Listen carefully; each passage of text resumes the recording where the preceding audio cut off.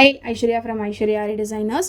இன்றைக்கி நம்ம என்ன பார்க்க போகிறோம் அப்படின்னா, நம்ம வந்து ஷேப்பில் வந்து எப்படி வந்து பீடில் நம்ம கரெக்டாக ஸ்டிச் பண்ணி ஷேப்பை கொண்டு வர்றது. மெயினாக பார்த்தீங்கன்னா ஷேப்புன்னு வரும்போது ஷார்ப் எட்ஜஸ் ரொம்ப ரொம்ப முக்கியம். இப்போ நம்ம ஸ்கொயரும் ட்ரையாங்கிளும் எதுக்கு நம்ம போடுறோம் அப்படின்னா, கண்டிப்பாக நம்ம செக்குடு ஸ்லீவ் போடும்போது கண்டிப்பாக இந்த ஸ்கொயர் வந்து நமக்கு ஹெல்ப் பண்ணும். அதே மாதிரி ட்ரையாங்கிளில் நம்ம கிராஸ் பேட்டர்ன்ஸ் போடும்போதும் கண்டிப்பாக நம்மளுக்கு வந்து இது ஹெல்ப் பண்ணும். ஸோ ஃபஸ்ட்டு பார்த்தீங்கன்னா நான் வந்து பேக் ஸ்டிச்சோட தான் ஸ்டார்ட் பண்ணுறேன். கண்டிப்பாக பேக் ஸ்டிச் போட்டு ஸ்டார்ட் பண்ணுங்கள், உங்களுக்கு ரொம்பவே ஈஸியாக இருக்கும். பீட் நீடில் தான் நான் வந்து எடுத்திருக்கேன், ஓகேங்களா. So beat needle normal thread தான் எடுத்திருக்கேன். இனிஷியலாக நீங்கள் ப்ராக்டிஸ் பண்ணும்போது சிங்கிள் பீடு போட்டு ப்ராக்டிஸ் பண்ணுங்கள், டபுள் பீட் போட்டு ப்ராக்டிஸ் பண்ணாதீங்க, ஓகேங்களா. சிங்கிள் பீடாக போட்டு பஞ்ச் பண்ணி எடுக்கும் போது தான் உங்களுக்கு வந்து அது தெரியும். ஸோ இப்போ இங்கே பார்த்தீங்க அப்படின்னா நான் வந்து ஒரு பீட் பஞ்ச் பண்ணிவிட்டு நான் அப்படியே டேர்ன் பண்ணேன்னா இந்த பீடும் சேர்ந்து டேர்ன் ஆகும், ஓகேங்களா. உங்களுக்கு ஷார்ப் எட்ஜ் வராது. நம்ம நார்மலாக செயின் ஸ்டிச்சில் நம்ம என்ன சொன்னோம், நம்ம போடுற டிரெக்ஷனுக்கு ஆப்போசிட்டில் ஒரு குட்டி லாக் இல்லை குட்டி ஸ்டிச், அதே தான் நம்ம பீட்ஸுக்குமே இம்ப்ளிமெண்ட் பண்ண போகிறோம், ஓகேங்களா. ஸோ இப்போ பார்த்தீங்கன்னா நான் அதே தான் போடுறேன். திரும்ப நான் என்ன பண்ணுறேன் அப்படின்னா சேம் ஒரு குட்டி லாக் கொடுத்துட்டு ஆப்போசிட் சைடில் ஸ்டிச்சை கொடுத்துட்டு திருப்பி நான் வந்து என்னோடய ரைட் சைடில் டர்ன் பண்ணிடுறேன். இதே மாதிரி தாங்க எல்லா ஷேப்புக்கும் எந்த டிசைனாக இருந்தாலுமே வந்து நம்ம வந்து இதே தான், ஓகேங்களா. ஸோ பெரிய வித்தியாசமே கிடையாது.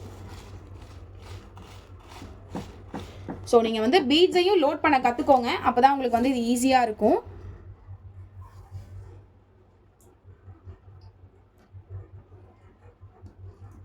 ஸோ இதை வந்து ட்ரை பண்ணிவிட்டு எத்தனை பேருக்கு ஷார்ப் எட்ஜ் வந்திருக்குங்கிறத மறக்காமல் கமெண்ட் பண்ணுங்கள். உங்களுக்கு வேறு என்ன டவுட் இருக்குங்கிறதையும் எனக்கு கமெண்ட் பண்ணுங்கள், கண்டிப்பாக நான் ரிப்ளை பண்ணுவேன், ஓகேங்களா.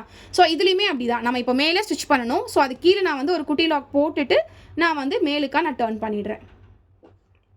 டர்ன் பண்ணிவிட்டு நான் வந்து இதை அப்படியே நான் வந்து ஸ்டிச்சு கொடுக்குறேன். நம்ம வந்து சில்க் த்ரெட்டில் எப்படி நம்ம த்ரெட்டில் ப்ராக்டிஸ் பண்ணி சரியில் ப்ராக்டிஸ் பண்ணமோ அதே தான் பீடுக்குமே, எந்த ஒரு டிஃப்ரென்ஸுமே கிடையாது. எந்த ஷேப்பாக இருந்தாலும் சரி, நம்ம எந்த சைடில் அடுத்த ஸ்டிச்சை நம்ம கொடுக்கணுமோ அதுக்கு ஆப்போசிட் சைடில் குட்டியாக ஒரு லாக், ஸோ தட் உங்களுக்கு வந்து அந்த பீட் வந்து அங்கே வந்து திரும்பாது, அவ்வளோதான். அந்த ஒரு பர்பஸ்க்கு தான் நம்ம வந்து அதை வந்து கொடுக்கறது, ஓகேங்களா. ஸோ இதே மாதிரி தான் ட்ரையாங்கிளுக்குமே நீங்கள் திலகம் ஷேப் கூட ட்ரா பண்ணி ட்ரை பண்ணி பாருங்கள். ஏன்னா திலகம் ஷேப் நம்ம லீஃப் பேட்டர்னுக்கு அடிக்கடி யூஸ் பண்ணுவோம்.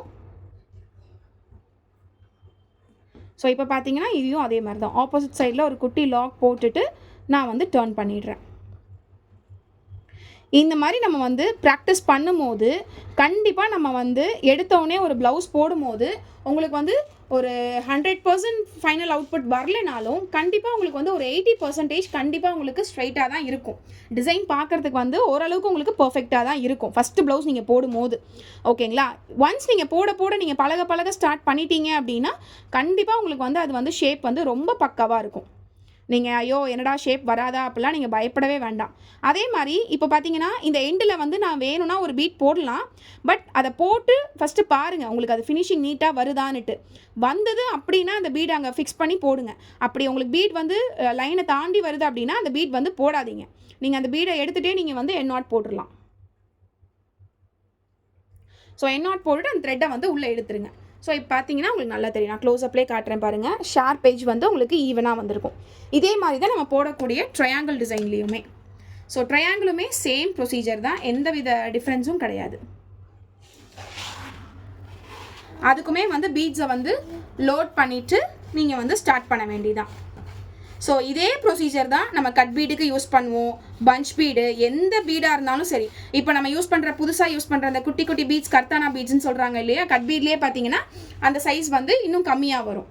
ஸோ அந்த பீடுக்குமே அதே மாதிரி தான். இப்போ ட்ரையாங்கிள் பார்த்தீங்க அப்படின்னா நம்மளுக்கு வந்து அக்கு ஃபார்மேஷனில் வரணும். அக்கு இருக்குது இல்லையா, நம்மளுக்கு எல்லா சைடுமே பார்த்தீங்கன்னா இந்த மாதிரி தான் வரணும். ஸோ இதே மாதிரி தான் வந்து 3 டிரெக்ஷன்லையுமே வந்து ஃபில் ஆகணும், அப்போ தான் அந்த ட்ரையாங்கிள் வந்து ஈவனாக இருக்கும், ஓகேங்களா. ஸோ இப்போ இந்த அக்கு ஃபார்மேஷன் நான் இங்கே வரைஞ்சிருக்கேன் இல்லையா, அதே ஃபார்மேஷனில் தான் நீங்கள் வந்து போட போகிறீங்க. ஸோ அது எப்படி கொண்டு வர்றதுங்கிறதையும் நம்ம பார்க்கலாம். ஸோ அதே மாதிரி தான் நீங்கள் பீட் வந்து ஒன்றா லோட் பண்ணுங்கள், 2 பண்ணாதீங்க. ப்ராக்டிஸ் ஆனதுக்கப்புறமா 2 பண்ணுங்கள், ஓகேங்களா. 3 பண்ணிங்கன்னா கண்டிப்பாக பீட் வந்து லூஸ் ஆக ஆரம்பிச்சிடும். ஸோ இப்போ நான் இங்கே வந்து முடிச்சிட்டேன்.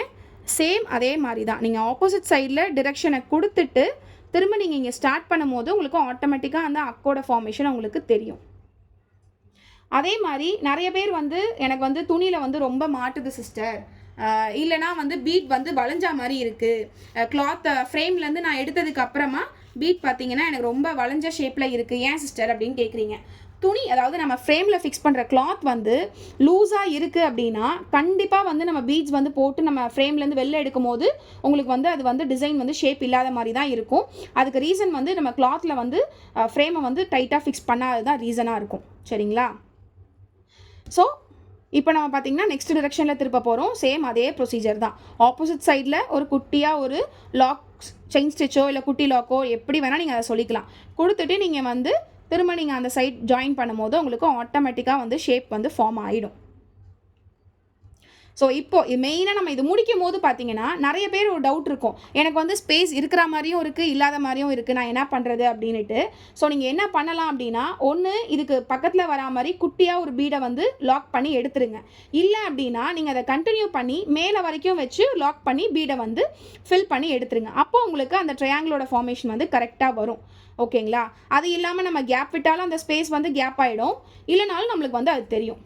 ஸோ நீங்கள் பண்ணிவிட்டு நீங்கள் அதை பார்க்கும்போது கண்டிப்பாக உங்களுக்கு வந்து அது வந்து அக்கு ஃபார்மேஷனில் வந்துடும் உங்களுக்கு.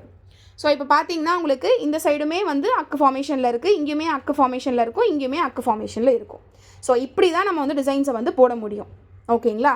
ஸோ இந்த ஃபார்மேஷன் நீங்கள் ஃபார்ம் பண்ணிங்கன்னா கண்டிப்பாக உங்களுக்கு வந்து ஷேப் வந்து ரொம்ப பர்ஃபெக்டாக வரும். தேங்க்யூ.